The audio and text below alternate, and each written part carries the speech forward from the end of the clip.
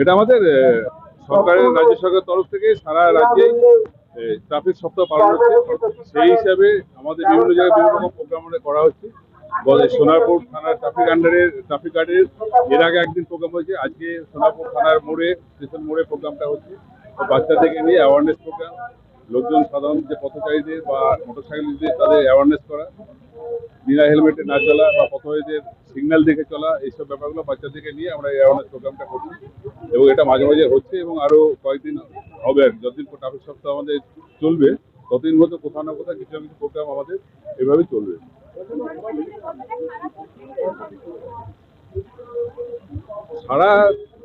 সারা পড়ছে সেটা আপনারা দেখতেই পাচ্ছেন, লোকের মধ্যে কেমন সারা পড়ছে।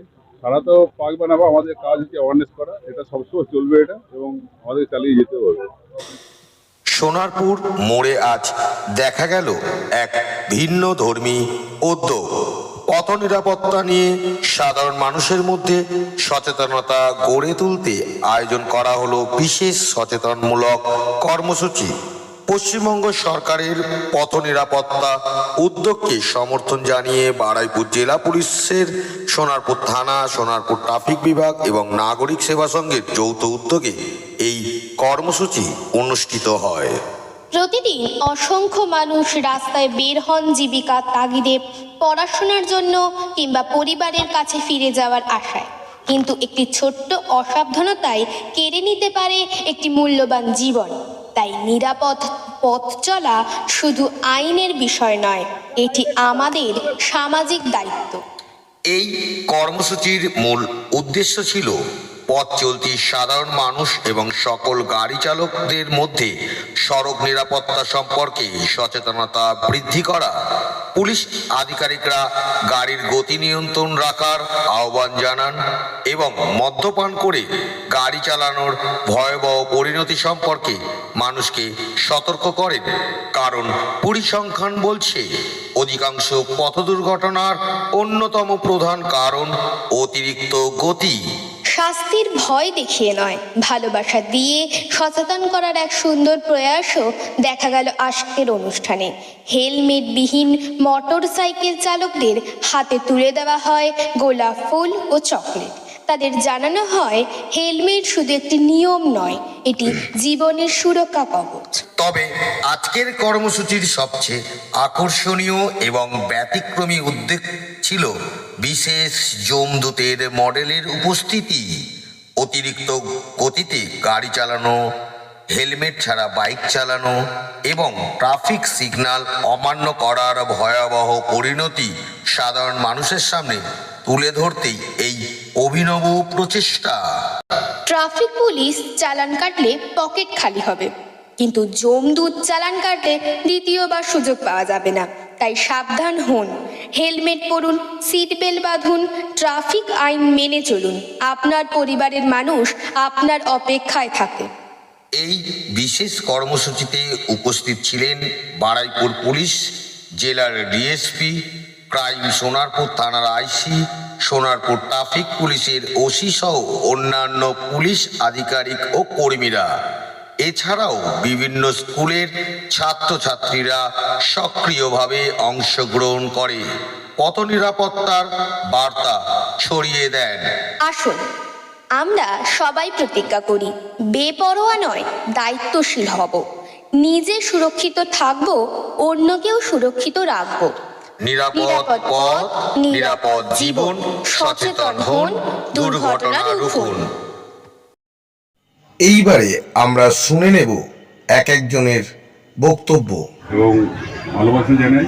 আপনারা আজকে যে রোড প্রতি বছরের মতন আমরা রোড সেফটি সেফ লাইফ যেটা পালন করছি সপ্তাহে, আজকে সেটা পঞ্চম দিন। আপনারা এখানে উপস্থিত হয়েছেন এবং যে বাচ্চারা এখানে এসে এই সচেতনতা অ্যাওয়ারনেস ক্যাম্পেইনের জন্য, তাদেরকে আমাদের তরফ থেকে ধন্যবাদ। এবং এরা বাচ্চারা প্রতি মুহূর্তেই আমাদের সঙ্গে প্রায় আমরা পাই, এবং স্কুলে যারা আছেন টিচার, শিক্ষক এবং শিক্ষিকারা, তাদের সবাইকে আমাদের তরফ থেকে এখানে এসে আপনাদেরকে উৎসাহ প্রদানের জন্য তাকে আপনাদের সবাই মিলে ওনাকে জোরতাল হাততালি দিয়ে একটু ওনাকে স্বাগত জানাই এবং আমাদের তরফ থেকে ধন্যবাদ জানাই। আপনারা ভালোভাবে ট্রাফিক সিগন্যাল থাকলে মেনে চলবেন এই আশা করি এবং এই আশা রাখি এবং আবার সবাই মেনে চলবেন। তো সবাইকে ধন্যবাদ এবং ভালো থাকবেন। আজ নিরাপদ পথ নিরাপদ পশ্চিমবঙ্গে যুব সমাজ সত্যি এত সুন্দরভাবে এগিয়ে এসছে ভাবাই যায় না। দেখুন, উদ্যোগটা আমরা চালানোর নেই কেন, এটা কালকে লাস্ট। আমরা কামালগাছিতে আমাদের স্যাররাও বললেন, সোনারপুর থানা ট্রাফিক এবং বারাইপুর থানা ট্রাফিকও আমাদের বললেন কালকে থাকার জন্য, এবং নয়নপুর থানা ট্রাফিকও আমাদের বলেছেন কালকে উপস্থিত থাকার জন্য। আমাদের নাগরিক সেবা সংঘ থেকে আমরা সবাই দেখতে পারেন, আমাদের নাগরিক সেবা যারা কর্মী আছে সবাই সেখানে আমরা একসাথে উপস্থিত হচ্ছি। মানুষকে এটাই বার্তা দিচ্ছি, যেভাবে রাস্তার পথ দুর্ঘটনা হচ্ছে আজকে দেখতেই পাচ্ছেন যে হেলমেট না পরে যে ধরনের পথ দুর্ঘটনা হচ্ছে, সেখান থেকে মানুষকে সচেতনতামূলক কাজ করা হচ্ছে, মানে করাটানো হচ্ছে আমাদের মূল উদ্দেশ্য। তারা যেন সচেতন থাকেন, নাগরিক যেমন ট্রাফিক আইনগুলো মেনে চলেন, এটাই উদ্দেশ্য। তাদেরকে একটাই করবে, তারা যেন সবকিছু মেনে চলেন, রাস্তায় বেরোলে নিরাপদে রাস্তায় চলুন এবং নিজেদের গাড়ির গতিটা যেন মানে নিয়ন্ত্রণে রাখেন, এটাই আমাদের মূল উদ্দেশ্য। দেখুন, যত গতি তত ক্ষতি। তো গতি কমানোটা ক্ষেত্র বিশেষে খুবই দরকার। তো আমি যদি আপনাকে বলেন ফিডব্যাক দিতে, তো আমি সবচেয়ে প্রথমে ধন্যবাদ জানাবো আমাদের রাজ্য সরকারকে। এই পথ নিরাপত্তা যে সপ্তাহ পালন করার উদ্যোগ রাজ্য সরকার নিয়েছেন, এবং তারপরে ধন্যবাদ জানাবো পুলিশ ডিপার্টমেন্টকে এবং ট্রাফিক ডিপার্টমেন্ট। সর্বপ্রথমে আমি বলবো 2 মিনিট দেরি করে যাব, কিন্তু বাড়িতে সঠিকভাবে পৌঁছবো। মানে বলার উদ্দেশ্য হচ্ছে কখনো না পৌঁছানোর থেকে দেরি করে পৌঁছানো বেশি ভালো। সাধারণ মানুষকে সচেতন করে চলেছি, এই ধরনের সচেতনমূলক কর্মসূচি আমাদের আগামী দিনেও চলবে। প্রথমেই বলতে হয় যে প্রশাসনকে অসংখ্য ধন্যবাদ। তার কারণ হচ্ছে প্রশাসন যেভাবে উদ্যোগ নিয়ে যেভাবে মানুষকে সচেতনতা করছে এবং সেই সচেতনতা মানুষের কাছে পৌঁছে দিচ্ছে, যে আজকে বাড়িতে মা বাবা বসে থাকে তার সন্তানের জন্য যে সে বাড়ি ফিরবে, যদি দেরি হয় তো ফোন করে জানতে চায় ছেলেদের থেকে, সঙ্গে বউ থাকে, বাচ্চা থাকে, অনেক রকম প্রবলেমের মধ্যে দিয়ে অনেক কিছু দুর্ঘটনা ঘটে। তো সেখান থেকে সাধুবাদ জানাই আমাদের বেঙ্গল পুলিশ এবং কলকাতা পুলিশকে, যে তারা সহযোগিতার হাত এইভাবে বাড়িয়ে দিয়ে মানুষকে সচেতন করার যে উদ্যোগ নিয়েছে এবং প্রতিটা কার্যকর্তা এইভাবে এগিয়ে আসছে, মানুষ এগিয়ে আসছে, একে অসংখ্য ধন্যবাদ। এটা আমার কোনো বক্তা হিসাবে বলছি না, একটা সাধারণ কর্মী হিসাবে বলছি যে এই সচেতনতা আমাদের মনে রাখা উচিত, আর যাদের মনে রাখা উচিত না তাদেরকে বারবার আপনারা দেখছেন কলকাতা এক্সপ্রো। আমরা আপনাদের জন্য গ্রাউন্ড লেভেল খবর তুলে ধরি।